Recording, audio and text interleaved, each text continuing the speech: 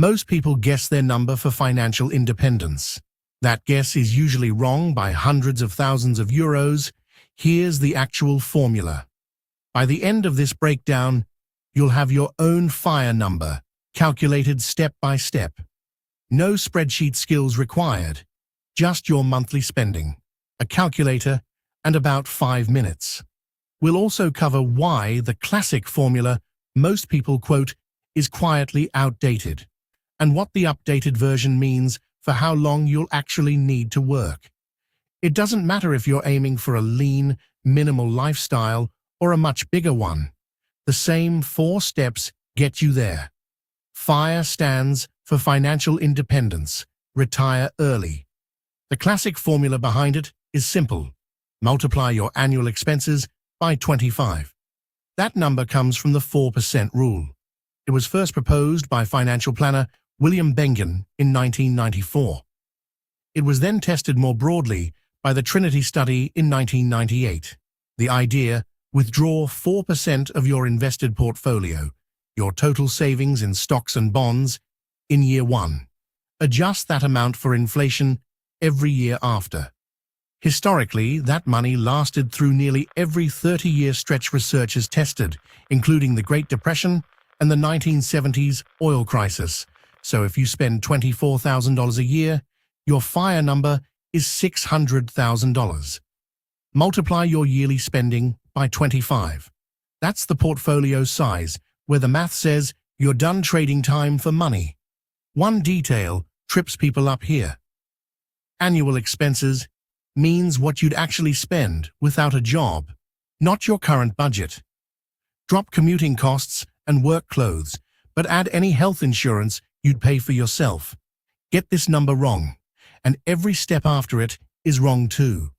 It's clean, it's memorable, and for decades it was the default answer in every personal finance forum. But the 4% rule was built on US market data. It assumes retirement at a normal age with a 30-year time horizon. Retire at 35 instead of 65, and your money may need to last 50 years or more, not 30. A longer horizon means more years, where a bad early market crash can do lasting damage. A risk researchers call sequence risk. That single difference is where the formula starts to bend, and where most people's number quietly stops being accurate. Here's the update most FIRE content skips entirely. Morningstar's 2026 retirement income research now recommends a 3.9% baseline withdrawal rate for a fixed spending plan. That's up slightly from 3.7% 2 years earlier, but still below the classic 4%. For retirees willing to adjust spending when markets drop, Morningstar says a flexible approach can support up to 5.7%. Even William Bengen himself has revised his own number. Using a more diversified portfolio, one that adds small cap and international stocks, he now argues for a safe maximum closer to 4.7%. In late 2025, he told CNBC that many retirees could safely draw 5% or more, but that figure is for a standard retirement length, not an early one. For someone retiring decades ahead of schedule, most planners stay more cautious. They lean closer to 3.5% because a 35-year-old's portfolio might need to fund 50-plus years of spending, not 30. At 3.5%, your multiplier isn't 25x anymore, it's 28.66. Run that same $24,000 a year spender through the cautious math, $685 and $714.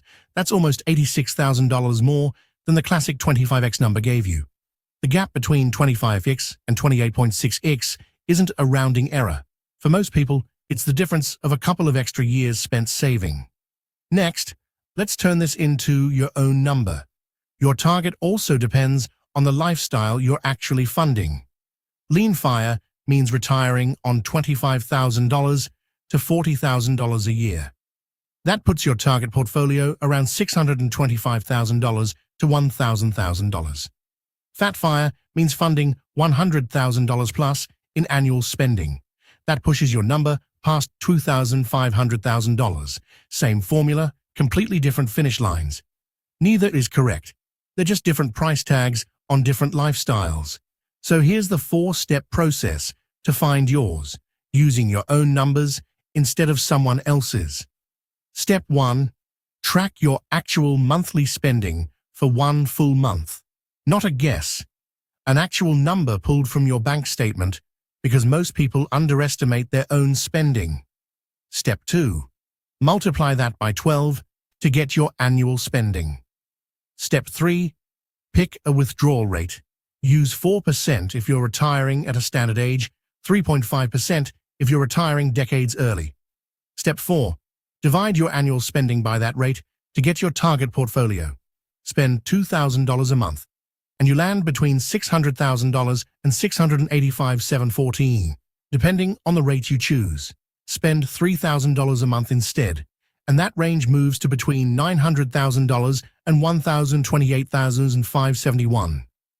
That range is your real target, not one fixed point, but a bracket you can plan around. The most common mistake in Step 1 is forgetting irregular costs. Annual insurance, holidays, and car repairs don't show up in a single month, but they still count. Divide those yearly totals by 12 and add them to your monthly average before you multiply by 12 again. Once you have that bracket, the question changes. It's no longer, what's my number? It's, how do I actually reach it? That's where compounding does the heavy lifting. Knowing your number matters less than knowing your path to it. The MSCI World Index has returned an average of 8.88% a year since 1986. That's measured across decades of recessions, crashes, and booms. Using a conservative 8% average, investing $500 a month grows to roughly $600,000 in about 27 to 28 years. Push that to $700 a month, and you'd reach roughly $1,000 in around 30 years. Start 10 years earlier at the same monthly amount, and the same target arrives with over a decade to spare. That gap isn't from investing more. It's the same money, given more time to compound.